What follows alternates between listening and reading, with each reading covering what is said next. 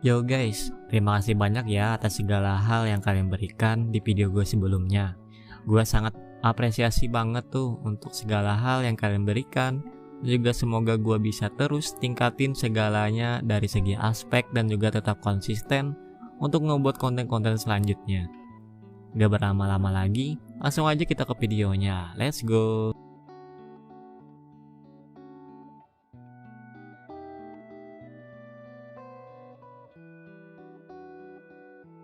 Setelah pertemuan dengan Ende dan juga ngebahas sedikit tentang Praise, Toya melanjutkan perjalanan menuju Sandora dengan menggunakan Babylon. Gak lama jarak yang ditempuh, Toya sudah sampai di titik tempat altar Babylon berada. Namun, karena tertimbun oleh pasir dan juga tempatnya ada di padang pasir nih guys, ya wajar ya karena ada di bawah sana. Untung aja tuh ada bantuan dari Lin yang langsung gunain spell Cyclone Storm, semacam tornado yang dapat membuka jalan untuk Toya menuju ke altar tersebut. Setibanya di sana, Toya langsung aliri mananya ke 5 kristal sesuai dengan elemen, dan ketika semuanya sudah menyala, baru tuh yang terakhir yaitu kristal Null Magic yang ada di tengah bisa Toya gunakan. Perasaan yang pernah ditemui oleh Toya ketika berada di tangan Babylon di mana Siska menjaga, sekarang Toya bakal mengalami hal itu lagi. Yap, hal itu bakalan sering terjadi ketika Toya berhasil mendapatkan akses menuju Babylon lainnya. Baru beberapa saat berjalan untuk melihat-lihat, ketemu lagi tuh dengan salah satu penjaga Babylon, dan juga sekarang Toya bertemu dengan Ginoid bernama High Rosetta yang mana menjaga workshop Babylon nih guys. Namun, tes yang dilakukan seperti biasa aneh karena kelakuan dari si profesor sendiri yang ngeciptain para Ginoid ini, termasuk Francesca dan juga sekarang Rosetta.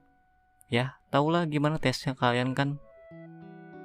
Fungsi dari workshop adalah untuk membuat suatu benda dan juga memproduksinya secara massal. Apa saja dibuat, asalkan ada barang mentahnya. Toya ngecoba untuk nge-copy Brunhildnya dan secara cepat bisa dibikin di workshop ini guys. Ya, gak berlama-lama Toya langsung nyatuin kedua aset dari Babylon ini menjadi satu bagian agar mudah dan tidak terpencar lagi seperti bagian lainnya.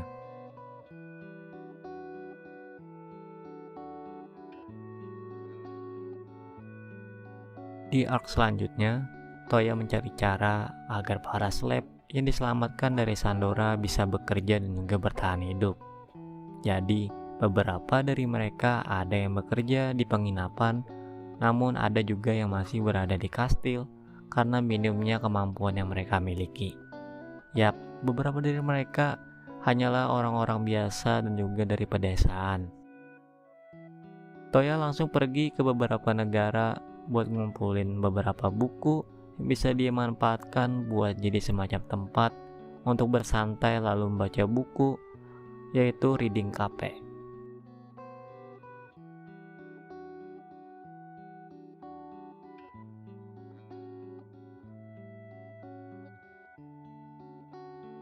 Setelah sudah nentuin siapa aja tuh stafnya, lalu waktu operasionalnya adalah dari jam 9 pagi hingga 7 malam, lalu tutup pada hari Rabu dan juga khusus pada Minggu.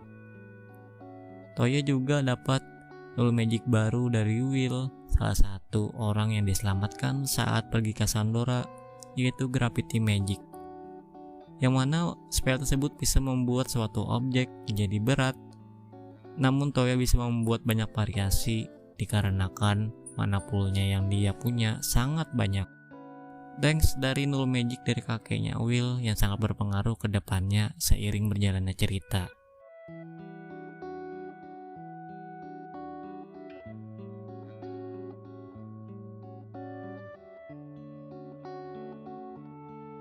Oleh karena itu, Toya membantu sedikit menyesuaikan pedang yang Will gunakan sesuai yang dia inginkan. Gak disangka-sangka tuh, hanya beberapa saat reading cafe yang dimiliki Toya lalu dibuka.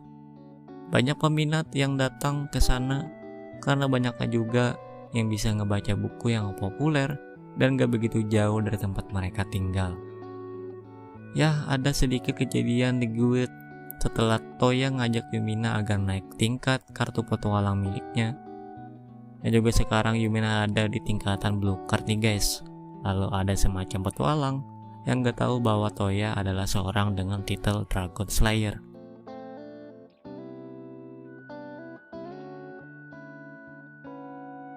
Monster yang ada di quest adalah Bloody Crab. Namun si penjaga guild juga nanyain bahwa apakah Toya bisa untuk masukin beberapa judul buku yang dia pengenkan. Gak pikir lama tuh buat iyain itu, dan juga tersedia paling lambat besok hari, kata Toya. Ya, ada hal sedikit yang mengusik Yumina karena dia juga tahu buku apa yang penjaga guild tadi inginkan. Lalu dia bilang itu adalah buku yang sedikit unik tentang romance. Dan juga si author yang ngebuat adalah teman baiknya, yaitu putri dari Ripley's Imperium, yaitu Reliel Rem Reprise. Balik ke ngerjain quest guild tadi, Toya dan juga Yumina sekarang ngelakuin yaitu hal hunting death. Ya, seperti ngerjain quest sambil ngedet intinya ya guys. Monster yang dicari adalah Bloody Crab. Biar cepat, Toya gendong Yumina ala-ala princess, dan juga dengan gabungan spell yaitu Gravity dan juga Boost, ngebuat mereka cepat sampai menuju ke tujuan. Toya sudah dekat dengan target dan juga mutusin buat lihat posisi pastinya ada di mana dengan smartphone-nya. Ternyata target ada di sekitar 3 km saja lagi. Sedikit penasaran kenapa ada suara Seska, Toya bilang hanya gunain Seska karena dia punya suara yang datar dan juga dingin tanpa ada unsur lain.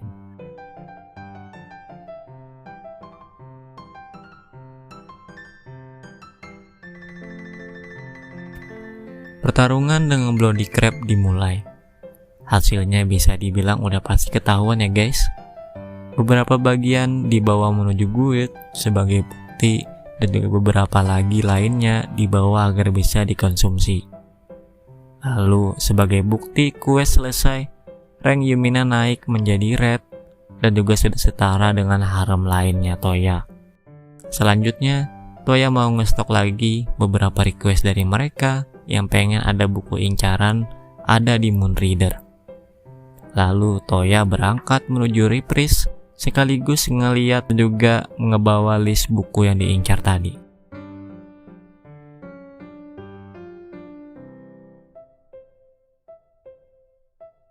Situasi menjadi agak aneh ketika Toya sampai di salah satu toko buku yang ada di Reprise. Toya ngasih list tersebut ke penjaganya, dimana ketika dia lihat nama buku yang Toya perlukan perlahan-lahan. Lalu juga perlahan-lahan pula suara si penjaganya juga semakin kecil seiring dengan list yang dibacanya. Untung saja dia paham dengan apa yang diperlukan oleh Toya. Ketika mau check out semua buku yang diperlukan, Toya ketemu dengan teman dekat Yumina yaitu Princess Riel Reprise itu sendiri. Karena dia juga kebetulan pengen beli buku yang dia cari, tapi terlalu lambat ketika tahu semua stok sudah habis dibeli termasuk yang Toya ambil.